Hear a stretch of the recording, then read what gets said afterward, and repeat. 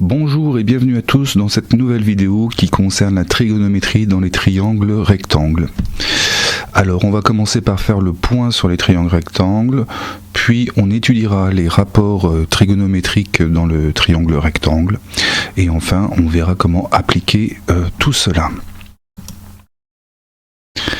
Alors, si on se rappelle un petit peu de quelques triangles particuliers que vous connaissez déjà, bon, on va travailler avec les triangles rectangles. Donc celui-ci, vous le connaissez bien. Ici, donc, un triangle rectangle en B, parce que vous avez bien l'angle droit ici, qui est donc symbolisé ici en B. Ensuite, il y a d'autres types de rectangles que vous avez vus. Pour se rappeler, on avait le triangle isocèle, donc lui possède deux côtés en fait qui sont égaux, ainsi que deux angles qui sont égaux. Ensuite, on avait le triangle équilatéral, donc celui-ci trois côtés égaux, et les trois angles aussi sont égaux. Donc vous vous rappelez un peu de ces différents types de triangles que vous avez vus les années précédentes. Vous savez aussi normalement calculer l'aire d'un triangle, donc quel que soit le triangle dans lequel on se situe, il suffit de prendre un côté qui est la base et de connaître la hauteur du triangle, hein, c'est-à-dire le segment qui va être perpendiculaire à la base et qui rejoint le troisième sommet. Donc ici, pour différents triangles, je l'ai réalisé. On se rappelle évidemment que la formule pour calculer l'aire d'un triangle, c'est bien A, donc c'est-à-dire l'aire qui est égale à la base fois la hauteur divisée par 2.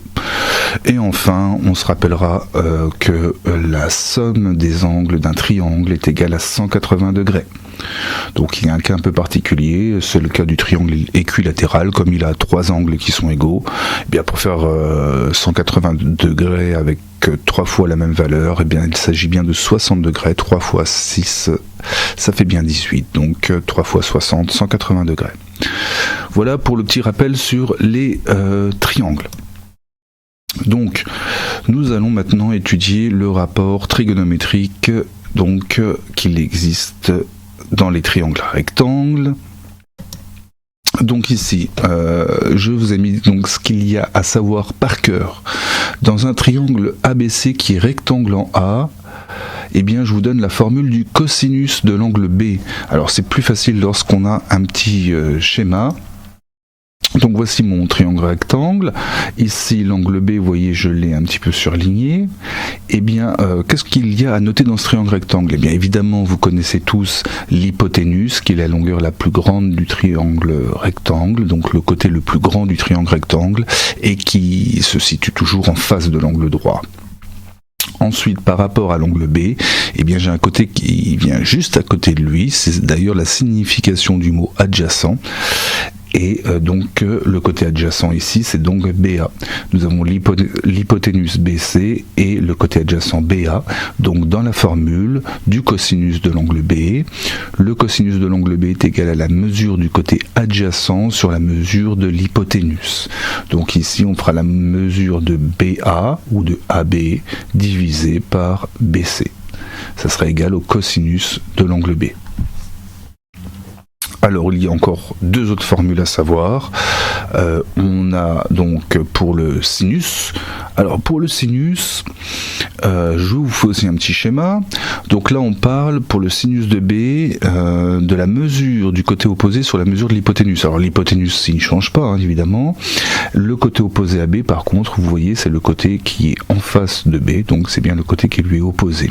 Donc tout simplement le sinus de B, ça va être égal donc à la mesure du côté opposé sur la mesure de l'hypoténuse. Et ici dans mon rectangle, dans le cas appliqué ici au triangle que je vous ai mis en représentation, eh bien on aurait donc la longueur AC divisée par la longueur BC. Enfin la tangente.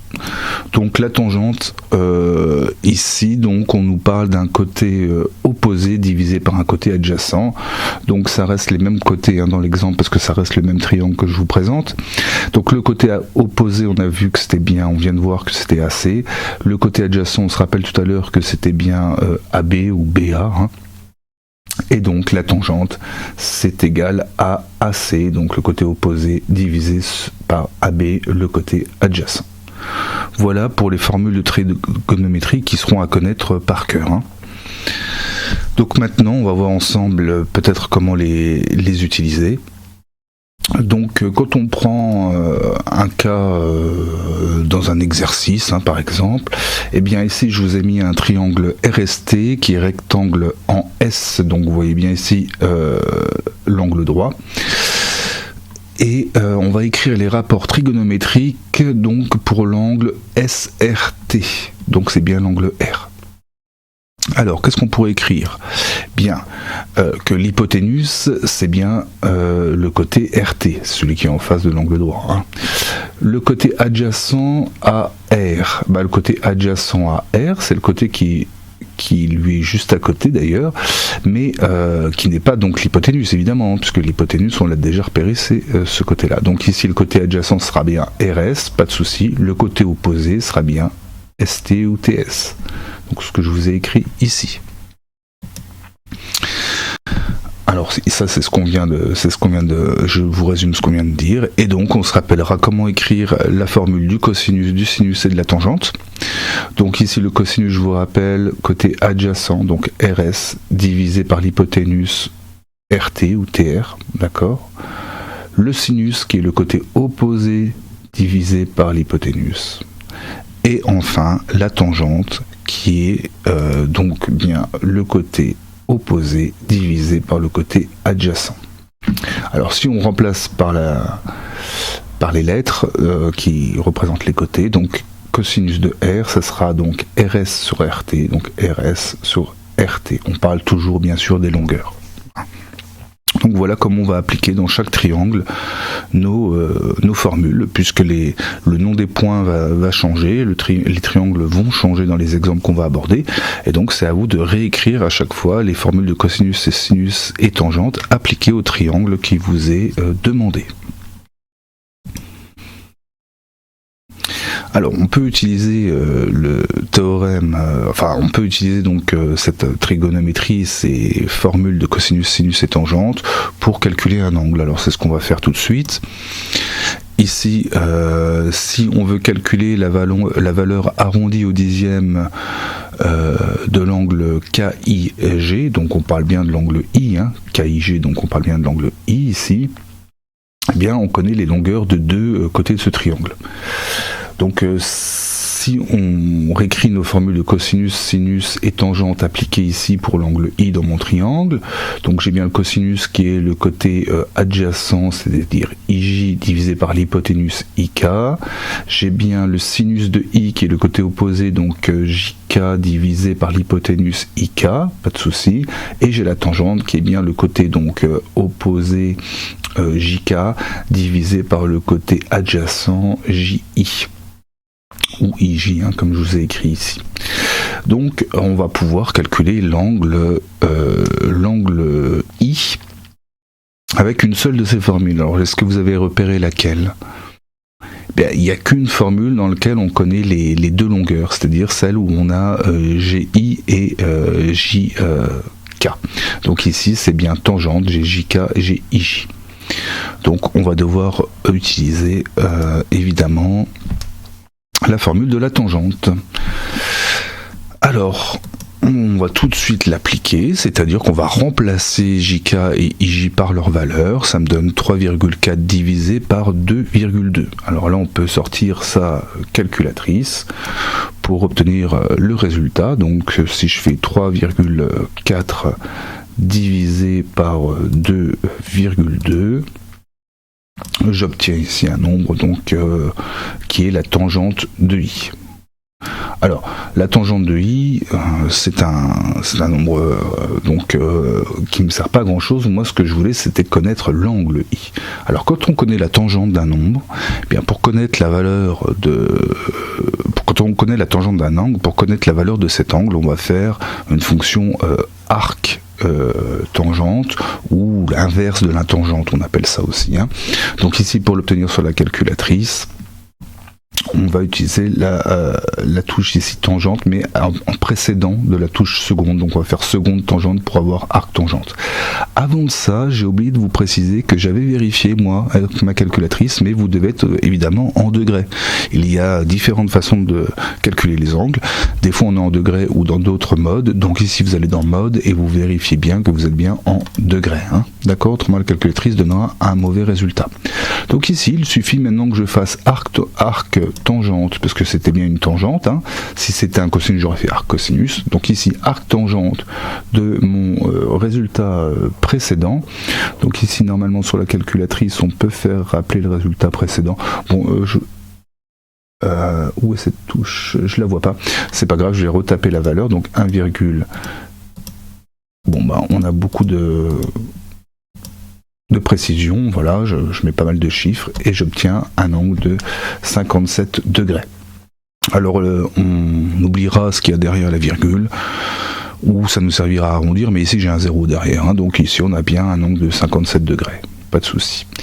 Donc vous vous rappelez bien comment utiliser la calculatrice. Hein. Si vous utilisez des cosinus, des sinus, des tangentes ou des arcs cosinus, des arcs sinus, des arcs tangentes, on vérifiera bien qu'on est en degrés. Les touches qui correspondent à cosinus, sinus et tangente, vous les avez ici sur votre calculatrice. Voilà. Donc on va la réutiliser plusieurs fois dans cette vidéo. Ne vous inquiétez pas.